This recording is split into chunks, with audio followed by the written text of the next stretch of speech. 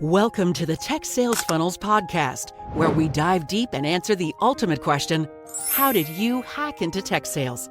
Each week, we bring you inspiring stories, proven strategies, and insider tips from top performers who've cracked the code to break into tech sales and thrive. Whether you're just starting out, making a career pivot, or ready to level up, this is your go-to space for actionable advice and real-world success stories. Let's crack the code together, because hacking into tech sales isn't just a dream, it's your next move. Now with your host, the founder of Tech Sales Funnels and the tech sales hacker himself, Davison De Silva. All right, welcome everyone to the Tech Sales Funnels podcast. This is Davison De Silva, the tech sales hacker. Today I have a really special guest, Grant. I'm not sure how to exactly say his last name. I'm going to have him do it. But he is from Microsoft. And we met at Microsoft when I was working at Microsoft. Great guy. We talked a couple of times. He has his own show and he does all sorts of cool stuff on LinkedIn as well. We want to hear his story. We want to hear how he hacks to tech sales. And then I guarantee it's going to inspire a lot of people who are listening to this today. So let's go ahead and bring Grant to the stage. Hey, Grant. Hey, how's it going? Good. How are you? Very good. Very good. I was going to pronounce your last name. I'm going to let you do it. Hey, no problem. So, yeah, the J really throws folks off. Yeah. My last name is Melstead. So, okay. Norwegian is the where I'm from, Norway. Norwegian ancestry. Oh, so that's where the J comes in. So I've heard it all. I've heard Mjelstad, Mjelstad. So. Hey, yeah. I gotta say with my name, like I have seen so many variations of my name, you would not believe it. But it's all good, man. Appreciate it. Thanks so much for joining today. We're super excited. This podcast is inspiring and helping a lot of people to get a better visibility of tech sales, and you work on the number one tech sales organization in the world, Microsoft. Super excited to have you here. So first of all, before we dive into the question, who is Grant in general, high level? Tell us a little bit more about you, and then we're going to go into the details of how did you get into tech sales. Sure. Yeah, perfect. So yeah, who am I? I'm based out of Fargo, North Dakota. So I live in the Midwest. I've been at Microsoft for over 8 years. And actually I started with the company back in 2016, right out of college. So that's kind of my, we talk about eventually we'll talk, right? How I got into Microsoft, how I got into tech sales. In a sense, it was kind of by chance where I was willing to do a hard job that maybe not a lot of people want to do. And that's how I got in. So like I said, I'm based in the Midwest. I sell our security solutions to public sector customers, so state, local government. Married, I've got 2 kids. I'm a girl dad. I love the outdoors, love to do anything, outside related, whether it's going to the lake cabin or fishing the ice. You do that, Fargo? All that type of stuff. Nice. Unfortunately, I'm a long ways away from mountains. Usually have to get to Montana or Colorado if I'm going to go to the mountains, but I love to snowboard, ski, all the board sports. So yeah, that's a little bit about me. That's cool. So you do a lot of the camping where you put a tent and then dig a hole and then fishing on the ice and all that. Oh yeah, ice fishing. It's here we are now, of course, in November. The weather is still nice in the Midwest. We don't have any snow yet. We've only had a couple days below freezing, so the lakes are still open. They don't have ice on them yet, but once that happens and we can get out on the ice and drill the hole and drop the line down the hole, that's pretty fun. It's a lot of fun. It's awesome. I asked that question because I have a lot of Microsoft friends in Fargo, and they talked about fishing the ice all the time. So someday it's on my bucket list. I'm going to do it. You said security. Now, these days, everyone talks about AI, right? And everyone talks about data. Uh, and and sometimes people even forget security, but you gotta secure that data. So we would love to talk about that a little bit more. But first, tell us a little bit more about. You said it was kind of by chance, which is really I'm interested to hear more about now. Hmm. How did you hack into tech sales? Tell us the process. You can take as much time as you want, Sure. step by step. Sure.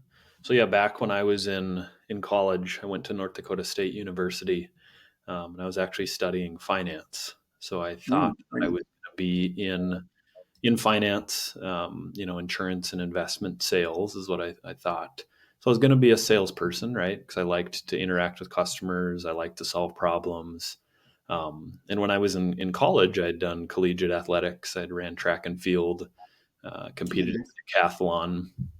So I was very process driven, very committed and focused to like training, following a regiment, staying committed, and then obviously performing like at a very high level.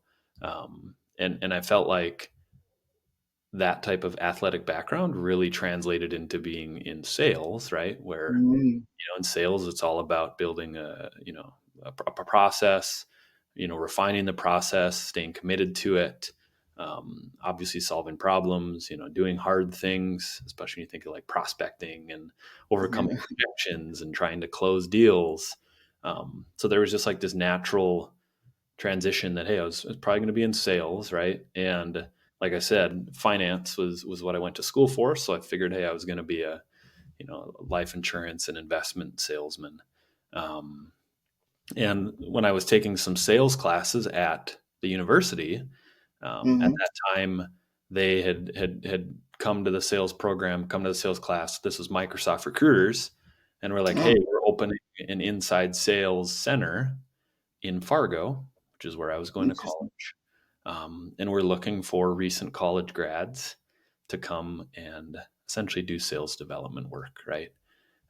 So at the time, it was call Azure trials. So the Oh, back in 2016, right? Azure was really starting to kind of become something that was more familiar. Public cloud. Obviously, we were trying to figure out, okay, how are we going to go and compete with AWS? Um, mm, so they hired a bunch of us recent college grads to smile and dial, 80 to 100 people. I'm done. And that was how I got into Microsoft. It was a Yeah. job that I knew in talking and working with my dad. He's like, hey, I mean, if you can have the opportunity to get in with a corporation like Microsoft while living in the Midwest, while living in Fargo, and I wanted to stay close to home, um, you gotta do it. You gotta take a chance, right? So it was like, hey, I was willing to roll up my sleeves and get in the door and say, sure, I don't know a lot about technology other than how I use it like as an end user. I didn't really Mm-hmm. know how to sell to businesses, how to sell to companies. Obviously didn't know like the intricacies of the Microsoft tech stack at that point in time. But I was willing and I was eager to say, hey, okay, I'm going to reach out to folks who started Azure trials, and I'm going to Okay. be good at asking questions. Hey, why did you do this? What are you interested in? What are, tell me about your business. Tell me about like kind of just basic sales stuff. I mean, so kind of a long story short, not short necessarily, but that's how I got into the company. And, 8 years later, I've had a whole variety of different roles in different, business groups, SMB, SMC, Azure. Now I'm modern work, security focused, kind of been all over the place, but it's always been in sales. Nice, nice. So 8 years. That was your first job in tech sales, Microsoft, Yep. and then you spend that. Wow, that's amazing. Because a lot of people when they're transitioning into tech sales, they sometimes they start in smaller organization or a startup, and then but you went all in. It's a great opportunity. Amazing to be part of a brand new team. So a lot of people listening to this, sometimes they see those job descriptions and things.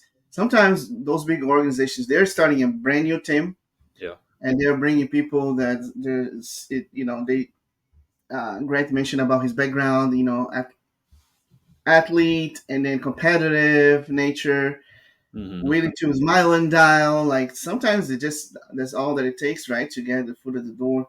Yeah. How many? You say it was a bunch of people? Was there like a program, or like a Yeah. cohort? They hired like We a were, bunch of. I mean, they, over the first couple years, really, when we were expanding the inside sales model, based out of Fargo originally. I mean, there's a couple hundred of us, right? Wow. That they hired, and we were, myself, of course, was a Fargo native, right? But I mean, when we were getting Mm-hmm.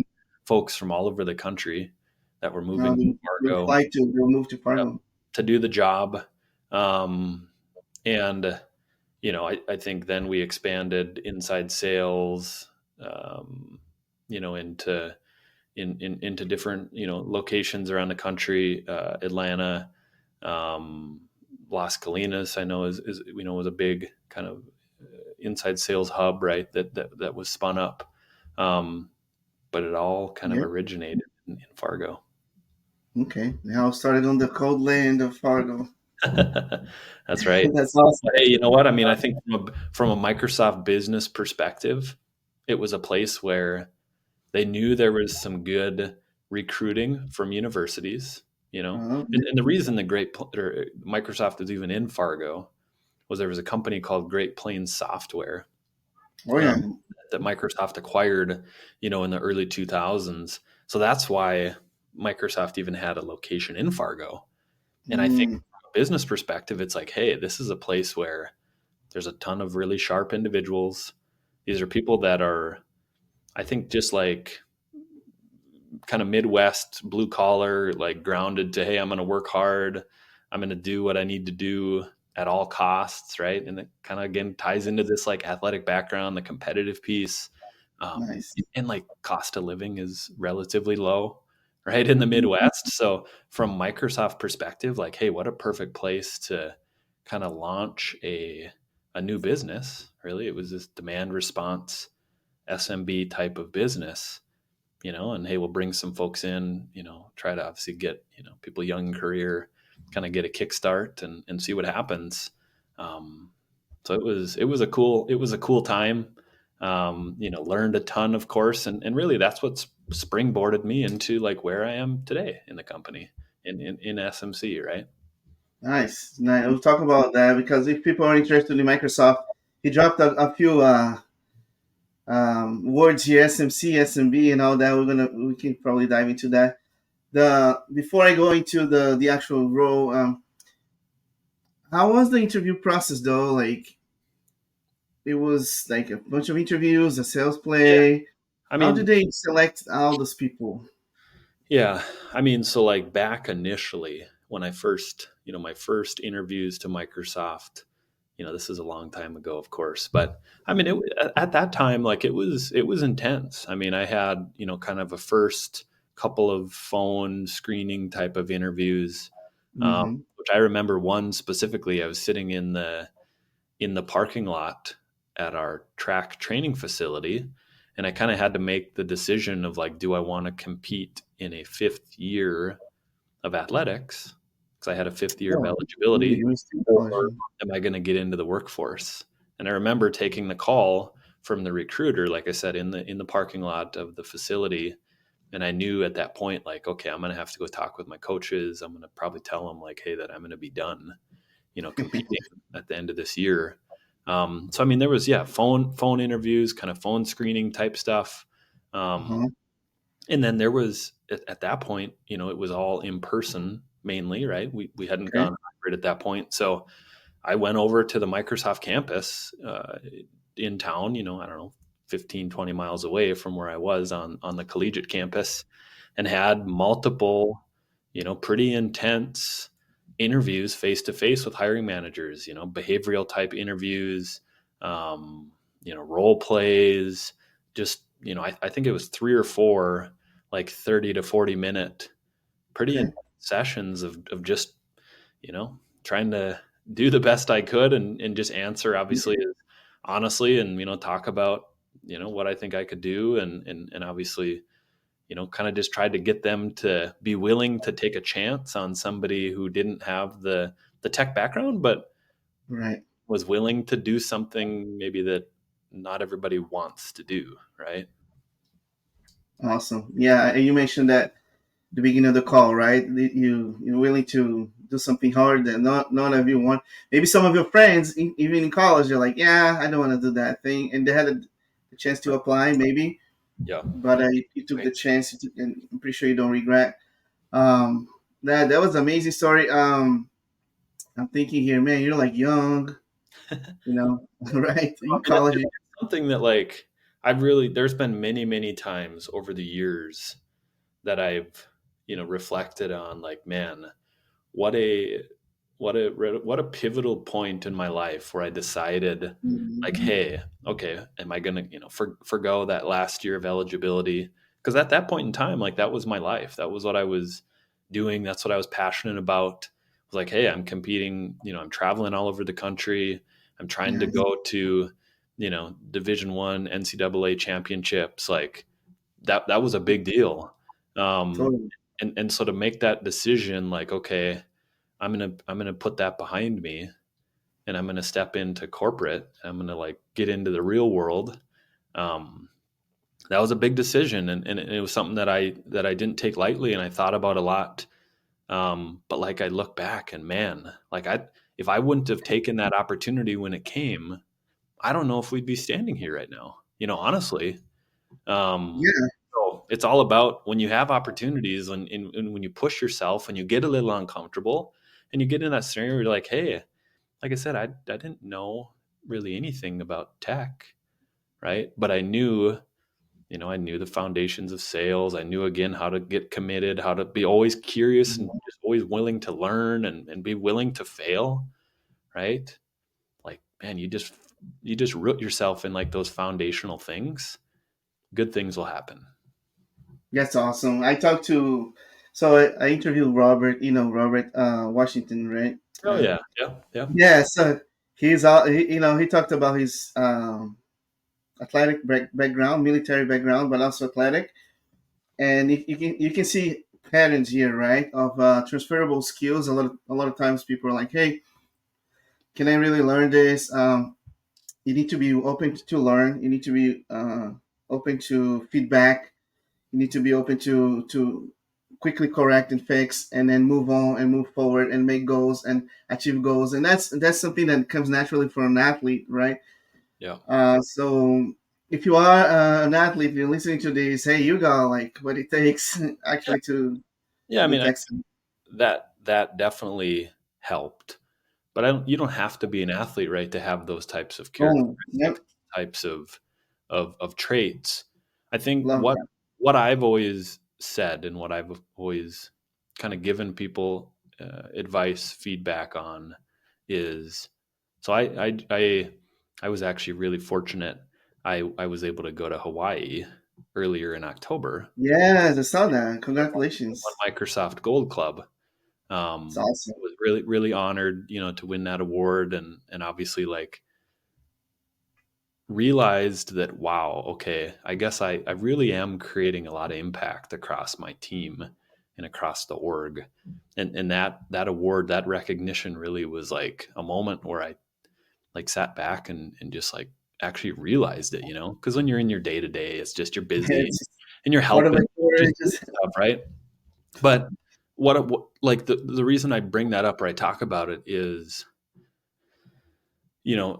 like, it takes time. It takes time to learn new things. It takes time to become an expert. It takes time to make impact, right?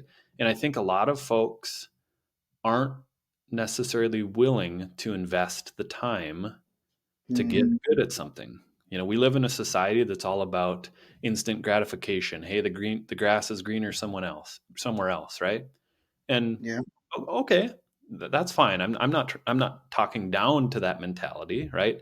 I'm just saying what I've always thought, and my perspective has always been of, hey, if I'm going to actually give this a chance, if I'm going to actually, like, make sure every stone is unturned, I've explored all opportunities, I've exhausted, the ability to try to do more. Like if I don't give it enough time, whether it's, and really there's no, is it a year, 2 years, 3 years? I mean, I did that kind of smile and dial type of role for over 2 years, right?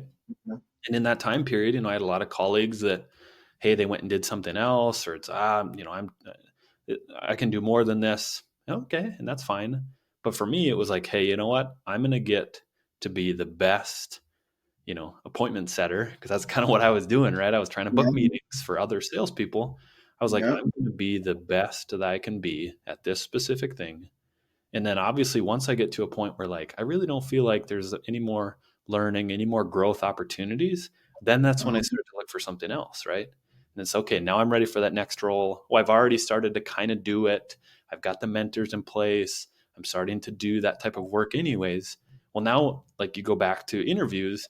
Now when I interviewed for the next role at Microsoft, if I can get the hiring manager to buy into, to understand, and to see that I'm kind of already doing that next job, Mm, I'm a natural fit for, hey, I'm going to slide right into the business.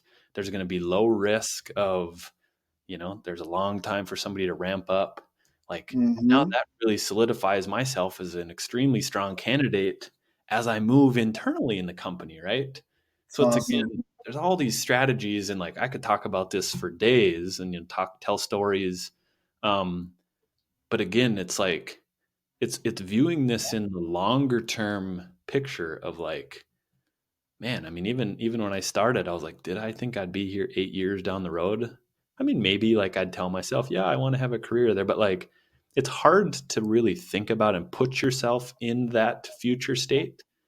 But if you Mhm. can do it and you can stay committed to the things that that move the needle every day, you're willing Basics to and continue to roll up your sleeves, always be learning, constantly curious, willing to help others. Like you just do those foundational things, I can guarantee you'll be successful.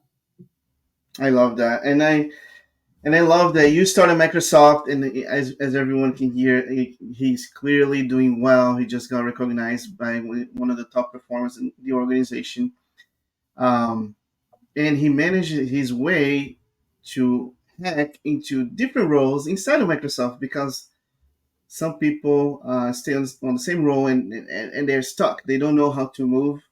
In fact, I'm looking here on your LinkedIn. You had, let's see, one, two, three, maybe four roles within Microsoft in the 4 years. Now, that takes a skill. Not many people can do it. And you started talking about it. So since you just have one job in tech sales, and you grow internally, tell us a little bit more. How did you hack into the? You Hmm. start talking about being presentable to the hiring manager. How did you hack into all those different roles within the organization? Yeah. How did you get to where the position you are Yeah. now? Yeah. I mean, I think I've always taken the perspective of I want to think about and understand what leaders 2, 3, 4, 5 kind of tiers ahead of me, what are they thinking about? What makes Mm, a difference for them? What type of impact are they trying to create and deliver? Right? Because if I can put myself in that mindset, then I really start to realize, okay, where can I make true impact in the business? How can I maybe put up some blinders and not get caught up in some of the just day-to-day kind of noise that comes up? Because it's like mm, it's a very busy environment. There's a lot going on. You've got, customer things you're working on. You've got internal meetings. You've got deadlines you're trying to hit. You've got, trainings you need to keep up with. There's new product information constantly coming out, right? So it's like, we joke about sometimes like working at Microsoft's kind of like dog years, where it's like, okay, I've been here for 8, but then man, if you times that by what, 7, 7, 8, I mean, it's like I've maybe in another organization, I've been there 30 plus years, right? For I just love it. oh, I know, right? I mean, I've shaved my head, like, because it is. It's fast paced. You have to be comfortable with change. If you're not comfortable with change, it's going to be very difficult to stay in it, right? But to go back to your question of like, how do you hack into the other roles? How do you move about the organization? It's really getting a clear picture and understanding of what are the actual things that I can have impact on.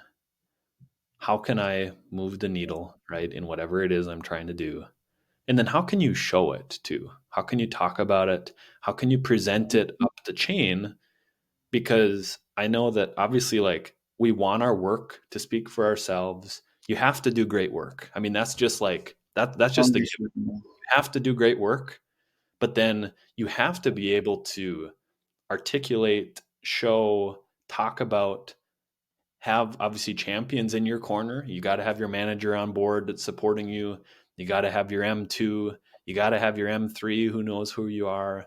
Like, that's the type of stuff where once you have those relationships, like, those are the people that are in your corner and really then advocating for, yes, your career growth, yes, the next move, the like, that's when all of a sudden these doors just start to open. You start getting connected with different people. All of a sudden, ooh, hey, here's something else, that man, that side project you were working on that, was outside of your job description that really Yeah, created positive impact. All of a sudden now, like, look at what that's become. Look at what maybe the next opportunity is, right? I love it. And so being a good seller, foundational, right?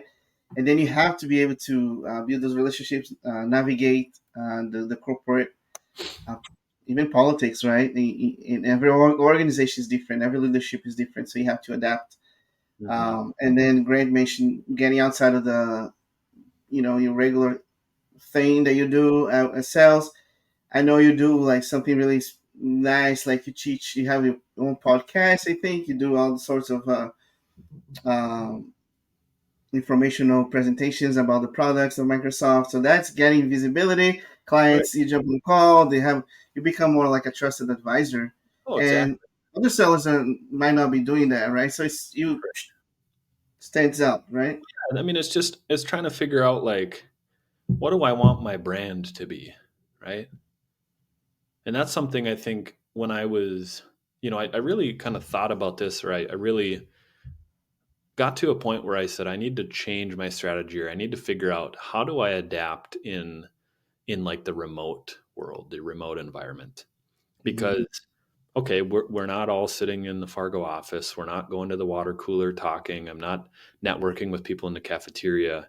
Like, I don't have a lot of opportunities to see or interact with people outside of maybe like my team or my pod on a very regular basis. And when you think of career growth, you think of, how do you network, how do you move inside the organization? Obviously, we all know it's not always what you know, it's who you know, right? And obviously how you're perceived, and how you interact with, how you treat, like people, right? I mean, that's just what it is at the end of the day. And so back in the beginning of the pandemic, all of a sudden, hey, everybody works from home. We don't see each other anymore. We don't go to conferences. We don't, we're not on site with customers. I had this kind of epiphany or realization where I was in a different house, not the one I'm in right now, and I had a basement office at that point. And I just said, I really like to share information. I like to solve problems, answer questions. And this Microsoft ecosystem is so complex, so vast. Hmm. Telling customers, I'm telling them about our stuff, telling them how it works, the value that we add. Every time I have a conversation with a customer, they're always just like, oh, this is great. I'm learning a ton. I didn't know this. And I had this realization that, okay, I've got this home office set up. I've got the cameras. Because I wanted to create a good audio video experience for my customers. I got a good camera, microphone, lights, this whole thing. I said, man, this would be out of my comfort zone. But what happens if I started sharing some of this same stuff I talk with customers on a daily basis? I Nice, share it to the LinkedIn network, nice. right? So I started, posting and, making some talking head videos. And met up with a buddy. I'm like, hey, we should make a little podcast, talk about Microsoft tech, right? So started doing this, and over the last couple of years, like, yeah, I've gained a really strong following. I've got to network and meet a lot of really cool people. Celebrity now, I mean, right? that's kind You of how show we up. met, right? I mean, that's how Yeah, we met. It's like, hey, yeah, I'm putting myself out there. I'm being vulnerable. I'm over the I'm not worried about, ooh, how do I look? How do I sound? Kind of that imposter syndrome, right? Because yeah. that's very real. It's something that, hey, I was able to overcome that. Some days you still deal with it, right? But you're again able to overcome and do hard things, and then all of a sudden you start to see the impact. Yep, you meet new people and they say, "Oh yeah, I feel like I know you. I've already seen you online." Or, Yeah, "Hey, it you becomes shared good. really great information about Microsoft Tech or about sales or leadership or whatever it is." Or, "Hey, I loved your story you told about, how collegiate athletics helped you be successful in sales," right? So again, now you're creating this brand and you're creating this influence and you're Love it. creating this awareness with my customers, but then also with the internal Microsoft ecosystem. I mean, there's 200,000 employees at Microsoft, and a lot of us use LinkedIn. So Yeah, that's a great place. I've been able to network with Microsoft people post pandemic, post we're all remote now. I've been able to more. network. I've been able to network with a lot of Microsoft people through LinkedIn. Yeah, I absolutely love that.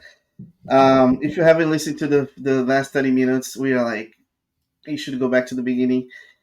Grant's story is amazing, but also he's amazing at what he does as a seller and his ability to build his own brand through LinkedIn, through his content creation. He's, I guarantee that he's well known inside of Microsoft on the partner ecosystem, but even outside, I guarantee there's people reaching out to him, even like with job offers and all that kind of stuff and opportunities, because he's putting himself out there and getting out of his comfort zone. It's huge.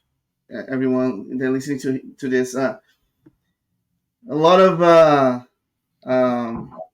I love the interview today because it was more of who you are.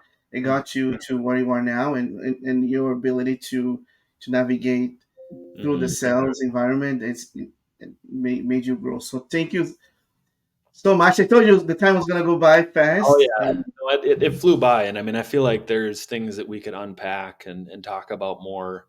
I know, obviously, yeah. Today I did a lot of talking. Told my story. Hopefully, can Yeah, inspire people. Um, but usually when I interact with folks, I like to flip the script, right? yeah, Where I love to listen. I mean, I like to ask. right. The 80-20 rule. I mean, I want to ask the questions, but then I want to hear what they have going on. Because that's a big thing that I'm passionate about. I mean, I've been a track and field coach now ever since I Oh, nice. graduated from college. I've been back, track and field coaching. So I love Nice. coaching, I love mentorship. I love getting people to understand that the only limits really that are out there are ones that you put on yourself, right? And I feel like I've seen that in, like, I can really do just about anything I put my mind to if I'm willing to commit to it and I'm willing to do something that's maybe hard, something that not everybody wants to do. And I'm willing to, like, hey, we try things. If it doesn't work, okay, let's adjust and try something else, right? But like continue to get 1% better each day, put one foot in front of the other, and like just kind of roll up the sleeves and get after it, right? So yeah, I mean, you know, always happy to help individuals that are trying to get into the organization. Um, I heard a statistic that there's like 1 million people a month that apply for Okay. Microsoft. Now Oh, this is yeah. globally, right? This is globally. I mean, Okay. so like to get It's into still Microsoft is very difficult, and a lot of it has to do with, hey, do you kind of know, who the players are? Do you know who the hiring managers are? Have you connected with people? Are yeah, you starting to create some name recognition and familiarity? yeah. Like, that's kind of what it's all about. So, I mean, I've talked with a lot of friends, colleagues, people I've met that are trying to get in the organization. Always happy to help out. It's Do awesome. anything I can for folks. And yeah, this was a fun conversation. I Oh, appreciate the. that's really cool. I appreciate you opening up that window because if feel like you are qualified for a role, and if you see the role and your resume is matching and you did all the work, um, you know, maybe I'm not promising anything. Maybe Grant can review your resume and recommend you. I don't know, but that's how you hack into it, right? And then what he said towards the end, this mentality is also the mentality of the job seeker. You gotta keep trying, you gotta keep applying, you gotta keep finding new ways. It's not like a straight game; it's like more like a chess mastermind type of. I like to call hacking because I feel like Right. you self security. Like it's hard to break into it. You Oh have to yeah. know the codes, and you have to work extra hard to in order to break into an organization like Microsoft. Yeah. But um, um, yeah, amazing conversation. Thank you so much, Grant. That was awesome, man. I appreciate you making the time today. Of course. Yeah. This was a ton of fun. Thanks for having me on. That's cool. Thank you. Thanks so much, everyone listening to this today. Go to the beginning, and if you missed, you'll be glad that you listened to the whole thing. Thank you so much. See ya. Bye. Thanks for tuning in to the Tech Sales Funnels podcast, where we crack the code and uncover the strategies to break into tech sales. If you found value in today's episode, don't forget to subscribe, leave a review, and share it with someone who's ready to hack their way into this exciting career. Remember, hacking into tech sales isn't just a goal, it's a mission. Let's keep hacking, learning, and winning together. Catch you next time.